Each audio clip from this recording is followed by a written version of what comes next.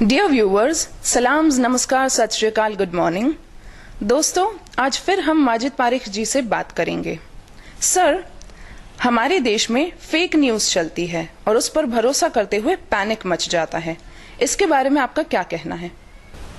अभी अभी की बात है, हमारे देश के होम मिनिस्टर इज्जत माब श्री अमित शाह साहब के बारे में एक फेक न्यूज फैली कि उनकी तबीयत बहुत खराब है, जिसका क्लैरिफिकेशन देने के लिए वो खुद मीडिया में आए और इस फेक न्यूज का उन्होंने खंडन किया। हर किस्म के मीडिया में बहुत सारी फेक न्यूज चलती हैं जो भारत के समाज में एक ऐसी बेचैनी पैदा करती है जिसके नतीजे में सिवाय नफरतों के अंबार के कुछ भी हासिल नहीं होता। 3-4 दिनों में इन फेक न्यूज का खंडन जरूर आता है, लेकिन जो डैमेजेस और तबाही हो चुकी होती है उनको रिकवर कर पाना बहुत मुश्किल हो जाता है। इस पर पवित्र कुरान की एक आयत जिसमें इंसानी समाज को एक ऑर्डर दिया गया है, वो मैं कोट करूंगा। या अय्युहल्लज़ीना आमनू इन जाअकुम फासिकुम बिनबइन फतबय्यनु। ऐ अमन शांति के दावा करने वाले इंसानों, जब कभी तुम्हारे पास कोई बिन भरोसे की खबर आए तो उसे क्रॉस चेक कर लिया करो, उसकी जांच पड़ताल कर लिया करो। अन तुसीबू कौमम बिजहालतिन फतुस्बिहू अला मा फअलतुम नादिमीन। कहीं ऐसा ना हो जाए कि तुम किसी ग्रुप पर या किसी समाज पर अपनी बेध्यानी में कोई कार्रवाई कर डालो और बाद में तुम्हें अपने ही किए पर पछताना पड़े। समाज में अमन और शांति बनाए रखने के लिए संसार के मालिक की तरफ से ये एक आदेश है। जरूरत है कि हम हमारे भारत के सभ्य समाज की खबर लें और इसमें गलत फहमियों को न फैलने दें, जिसकी वजह से समाज में गाली गलोच और नफरतों का ऐसा माहौल बनते चले जा रहा है कि किसी की जबान पर काबू नहीं। किसी लिखने वाले ने बड़ी खूब बात लिखी है कि अल्फाज के घाव तलवार के घाव से ज्यादा गहरे होते हैं। तलवार के घाव तो एक बार भर जाते हैं, लेकिन शब्दों के घाव कभी नहीं भरा करते। नागपुर में फंक्शनल अरबिक की एक टीचर हैं जिनका नाम अपर्णा मानकेश्वर है। मैं उनको अपनी बड़ी बहन जैसी मानता हूं।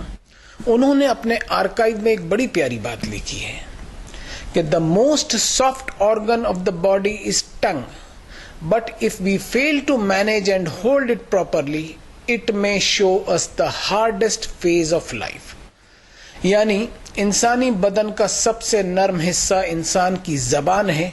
अगर हम इसको काबू में नहीं रखेंगे तो जिंदगी में लोगों के लिए और अपने आप के लिए भी मुसीबत बनेंगे। ये जो मजहबी नफरतें फैल रही हैं, उस पर संत कबीरदास जी को मैं कोट करूंगा कि हिंदू कहे मोहे राम पियारा, मुस्लिम कहे रहमाना, आपस में दो लड़ी लड़ी मुए, मरम कोई न जाना।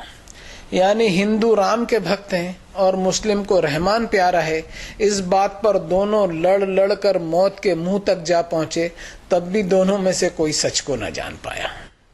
इस वक्त मुझे इस बात का डर सता रहा है कि जब 22वीं सदी में हमारा इतिहास लिखा जाएगा तो कहीं हिस्ट्री लिखने वाले को ये ना लिखना पड़ जाए कि 21वीं सदी में फेक न्यूज का इतना बोलबाला था कि भारत के समाज में नैतिकता, मॉरलिटी की इतनी जबरदस्त गिरावट देखने में आई जिसकी कोई सीमा नहीं थी।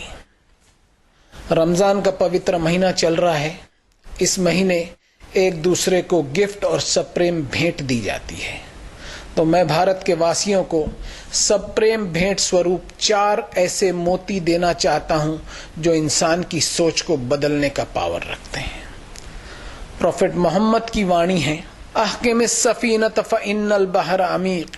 इंसान, तू अपनी कश्ती को मजबूत बना ले, दरिया बड़ा गहरा है। खफ्फिफ ज़हरक फइन्नल अक़बत कऊद। अपनी पीठ को गुनाहों के बोझ से हल्का कर ले, घाटी बड़ी दुश्वार है।